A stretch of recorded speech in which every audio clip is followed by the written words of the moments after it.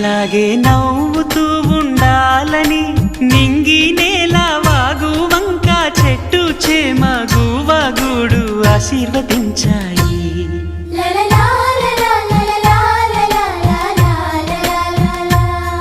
ఒక తోటలో ఒక కొమ్మలో ఒక పువ్వు పూసింది. మహారాణిల మహాలక్ష్మిల ఆ పువ్వు నవ్వింది.